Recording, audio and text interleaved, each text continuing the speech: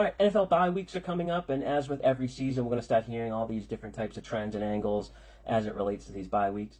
Most of them are very team specific because a lot of it has to do with the coach and how the team handles pre and post bye week games. So I don't want to hear any trend going back to 2010 about how well a team does when that team has had 5 different head coaches in that span.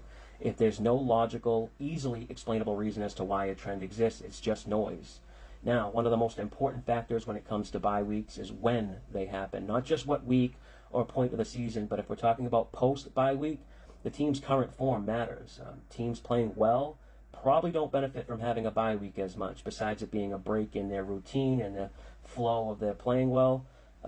They may not feel like the sense of urgency to work on things during their bye week. Coach might even give them a couple extra days off. Now, on the flip side, teams playing poorly do benefit more. It's like a mid-season reset, and they can fix things that caused them problems in the first half. And my point is, any team trends or any trends worth anything are very team-specific. We're going to hear a lot about teams coming off their bye week. You'll probably see Andy Reid trends of after the Chiefs' bye week with how good he is coming off a bye. But teams playing with their bye week on deck also have some strong angles. No team wants to go into a vacation off a loss.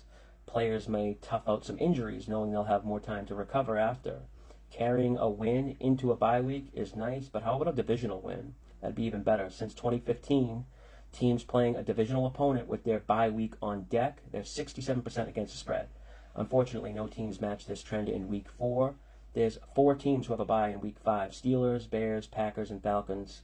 But this divisional opponent angle pre-bye week will have several matches coming up in October. I'll have them posted in the Power Packet for members of the Discord. Now, following a similar angle here with teams giving max effort pre-bye week, home underdogs with their bye week on deck have performed really well, 62% against the spread since 2015. At first glance, it would look like the Steelers fit this, but technically they're considered home team, but they aren't a match because they're playing in Dublin, Ireland. But the Falcons do match this trend this week, and if you watch any of my videos, you also know the Falcons fit another solid trend I call Get Your Lick Back, which is betting on any teams coming off blowout losses where they had a negative 24-point or more against a spread margin of defeat.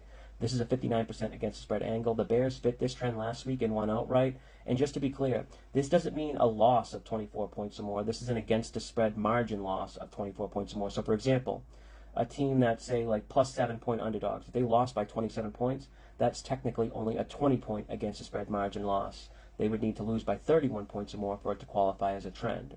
Now, if you find trends and angles like this helpful or interesting, I make them available for members of my Discord in what's called a Power Packet. It's a downloadable Google Doc that gets updated daily, has a bunch of other helpful stuff for the game selection process, including my proprietary power ratings. I also give out bets I'm officially making and bets from my network of pro betting groups. I call these source plays. They're off to a really good start so far, and I've had 3 straight winning weeks in the NFL myself. The invite link to join is in the bios in all my social media platforms. You can join for free, but I do charge money for access to some of the good stuff. DM or comment me any questions. Till next time, good luck with your bets.